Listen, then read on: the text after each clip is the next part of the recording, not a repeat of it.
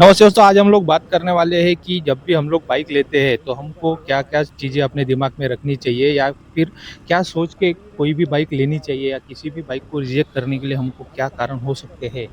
और अगर आपको यामाहा की बाइक लेनी है या फिर हम लोगों ने यामाहा की बाइक क्यों चूज़ करी?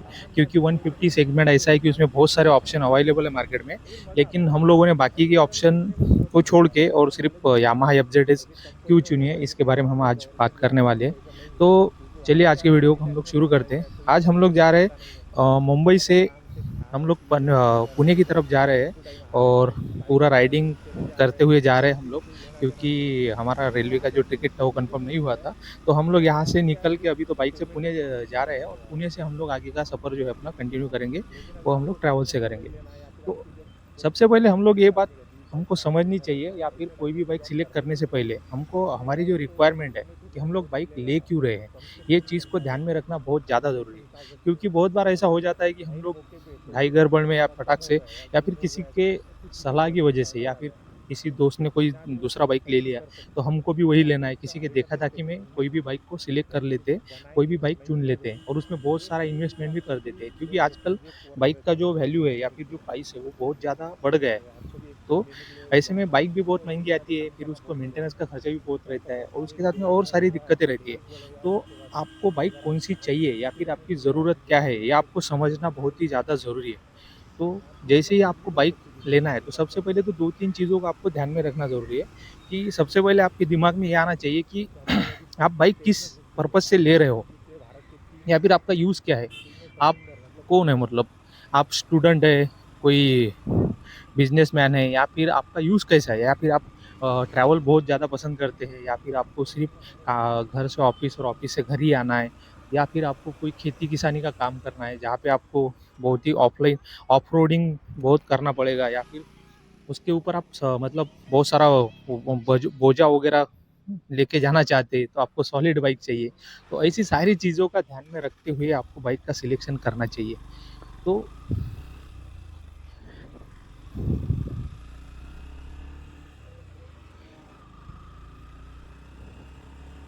या फिर सिर्फ़ आप बाइक को सिर्फ़ अपग्रेड करना चाहते हैं। पहले आप 100 सीसी पे चला रहे थे और अभी आप उससे बड़ा बाइक ले रहे हैं या फिर 150 सीसी में अगर आप शिफ्ट हो रहे हैं, तो उसमें बहुत सारे ऑप्शन अवेलेबल है। तो आपको आपके हिसाब से उसमें से एक को किसी को भी चूज़ करना है, तो आप उसको कैसे चूज़ करेंगे?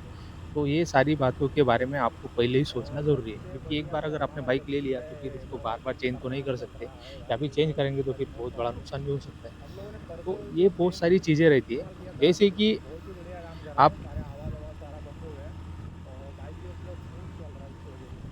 अभी की हम लोग बात करेंगे इंडिया में तो यामाहा एफजेडएस वर्जन 3 वर्जन 4 ये तो 150 सीसी में टॉप पे बाइक रहती है हमेशा से, क्योंकि यामाहा का एफजेड सीरीज जो है वो शुरू से ही हिट रहा है। जितने भी इसमें मॉडल आए हैं सारे के सारे बहुत ही हिट है, बहुत ही लोगों के बीच में मतलब काफ़ी फेमस है। क्योंकि यामाहा सबसे पहले तो यामाहा का आता है क्या भरोसा, मतलब यामाहा की बाइक है तो उसमें भरोसा आ जाता है। उसके जितने भी पार्ट रहते हैं या फिर जो उसका मतलब मजबूती के लिए जाना जाता है यामाहा। यामाहा की अगर बाइक है तो लोग सोचते हैं कि बहुत ही मजबूत है, दूसरा उसका इंजन बहुत ही सही रहता है और तीसरा इसकी इंजीनियरिंग बहुत सही रहता है, डिज़ाइन भी अच्छा रहता है, उसका बॉडी जो रहता है वो बहुत ही मस्कुलर रहता है। तो ये सारी चीज़ें ऐसी रहती है कि यामाहा की बाइक हर किसी को पसंद आती है या फिर हर किसी का ड्रीम रहता है कि भाई एक ना एक बार तो हम लोगों को यामाहा की बाइक ज़रूर लेना है। तो उसी हिसाब से हम लोगों ने भी यामाहा का बाइक ले लिया है और इसमें बहुत सारी अच्छी-अच्छी चीज़ें यामाहा देता है, जो कि बाकी की जो 50 सीसी की बाइक है, उसमें नहीं आती है। जैसे कि 150 सेगमेंट में सबसे ज़्यादा ब्रॉड टायर जो है, वो यामाहा में रहते हैं और ब्रॉड टायर की वजह से क्या होता है कि अगर आपका बाइक का इंजन बड़ा है, बाइक में बहुत ज़्यादा पावर है, आप उसके हिसाब से बाइक को दौड़ा रहे हैं, तो अगर आपके टायर जितने ब्रॉड रहेंगे, तो रोड पे आपका प्रेज़ेंस बहुत ही बढ़िया रहेगा और रोड पे आपको ग्रिप अच्छा मिलेगा और आपको मतलब मन में ऐसा कॉन्फिडेंस रहेगा, आप किधर भी चला सकते हैं। धूल-मिट्टी, कीचड़ में, पानी में, बारिश में या फिर अभी जो कंक्रीट के रोड बने हैं, उसपे बाइक चलाना थोड़ा-सा ये लगता है, क्योंकि उसमें स्किड होने का डर बहुत ज़्यादा रहता है। तो अगर आपके टायर अगर ब्रॉड है, बहुत अच्छे क्वालिटी का है, तो आप उसमें आराम से कॉन्फिडेंस से बाइक चला सकते हैं। ये तो सबसे मेन चीज़ हो गया। उसी के साथ में जितने ब्रॉड टायर है, उतने ही अच्छा ब्रेकिंग सिस्टम। अभी तो वर्ज़न 4 में तो डुअल डिस्क ब्रेक है, आगे भी डिस्क ब्रेक है, पीछे भी डिस्क ब्रेक है। तो ब्रेकिंग का अनुभव बहुत ही बढ़िया मिलता है आपको। उसी के साथ में इसमें सिंगल चैनल एबीएस भी आता है। एबीएस रहने से ब्रेकिंग और ज़्यादा अच्छा हो जाता है। तो मतलब अच्छे टायर है, उसके साथ में ब्रेकिंग भी बहुत ही बढ़िया है और साथ में इसमें ट्रैक्शन कंट्रोल भी दिया हुआ है, जो कि किसी भी अन्य 150 सीसी बाइक में आपको दिखाई नहीं देता है। क्योंकि ख़ासकर जो ट्रैक्शन कंट्रोल का जो सिस्टम है, वो बड़ी जो बाइक है उसमें रहता है। जैसे 200 सीसी, 250, 300, 400, 500 जो भी बड़ी बाइक रहती है उसमें ट्रैक्शन कंट्रोल रहता है, उसमें ज़रूरत भी रहता है। एक एक विचार ऐसा भी है कि इस बाइक में इतना पावर ही नहीं है कि इसमें ट्रैक्शन कंट्रोल का कुछ काम हो, लेकिन ठीक है, मतलब उससे अगर ब्रेकिंग बढ़िया होता है, तो अच्छी बात है मतलब वो। इस बाइक में इसकी ज़रूरत नहीं थी, ब्रेकिंग तो वैसे ही बहुत बढ़िया है, लेकिन अगर दिया है तो भाई अच्छा ही है। तो एक चीज़ ये है, उसके साथ में इसका डिजिटल डिस्प्ले, जो डिस्प्ले है बाकी के 150 सीसी बाइक से बहुत ही बढ़िया डिस्प्ले है। इनमें भी आप उसको क्लियर देख सकते हैं। जैसे अभी हम लोग जो वीडियो रिकॉर्ड कर रहे हैं, आप उसी में देख सकते हैं। तो हम लोग अभी 43, 50 के स्पीड से जा रहे हैं, लेकिन फिर भी डिस्प्ले का बहुत सारा जानकारी आप वैसे ही देख सकते हैं। आप बाहर देखिए, पूरा धूप है, लेकिन धूप में भी आप डिस्प्ले क्लियर देख सकते हैं, कितना स्पीड है, कितना आरपीएम है और सारी चीज़ें। बस इसमें एक चीज़ का मिसिंग रहता है, उसमें गियर इंडिकेटर पोजीशन नहीं दिखाता है, जो कि बाकी 2-3 बाइक में रहता है। तो ये चीज़ होना चाहिए, ले हो सकता है कि मतलब वर्ज़न 1, 2, 3 से हम लोग यही मतलब आशा लगा के रखे हैं यामाहा से कि वो इस वर्ज़न में देगा, अगले वर्ज़न में देगा, लेकिन यामाहा ने अभी तक नहीं दिया है।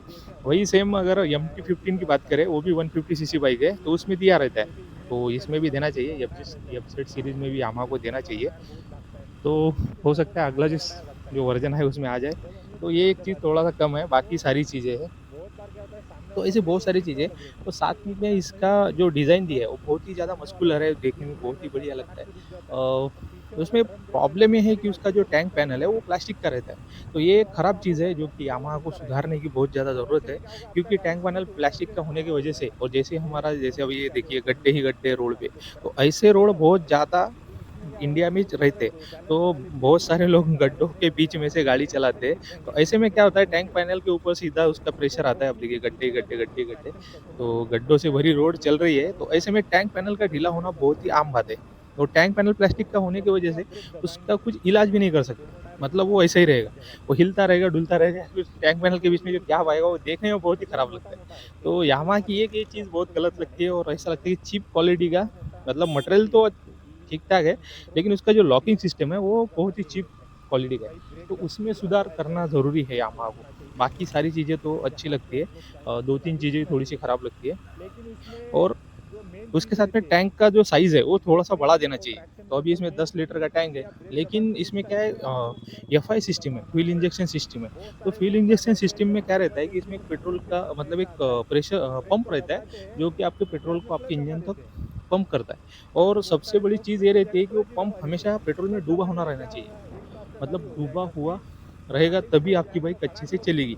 अगर वो पंप पूरा डूबा नहीं है, आपकी बाइक में अगर पेट्रोल कम है, 2-3 लीटर से अगर पेट्रोल कम है, तो क्या होगा, पंप जल जाएगा। अगर वो पंप जल गया, तो भाई वो पंप भी 5-6 हज़ार रुपए का आता है। और यामाहा की एक और खराब चीज़ क्या लगती है कि इसके जितने भी स्पेयर पार्ट है या फिर जो भी पार्ट्स रहते हैं इसके, वो बहुत महँगे रहते हैं। तो बाकी बाइक का अगर 5-6 हज़ार का है, तो इसका 8-10 हज़ार रुपए का आएगा पेट्रोल का वो जो फ्यूल पंप रहता है वो। तो ये चीज़ एक खराब लगती है। बाकी तो बाकी सही है, लेकिन इसके आइटम महँगे तो रहते हैं और इसका सर्विसिंग का भी थोड़ा लोचा रहता है, क्योंकि शोरूम में इतना अच्छा सर्विस नहीं देते वो लोग, तो बाहर से हमको करवाना पड़ता है, जिसकी वजह से वारंटी-वारंटी का भी थोड़ा इश्यू आता है। तो थोड़ा शोरूम का क्वालिटी भी सुधारने की ज़रूरत है और स्पेयर पार्ट तो भाई महँगे रहेंगे यामाहा के, उसमें कुछ नहीं कर सकते और बाइक का प्राइस भी थोड़ा ज़्यादा ही रहता है। बाकी की जो 150 सीसी की जो बाइक है, वो आपको 1,40,000 1,45,000 तक आ जाती है, लेकिन यामाहा एफजेडएस वर्ज़न 4 अपने को 1 पॉइंट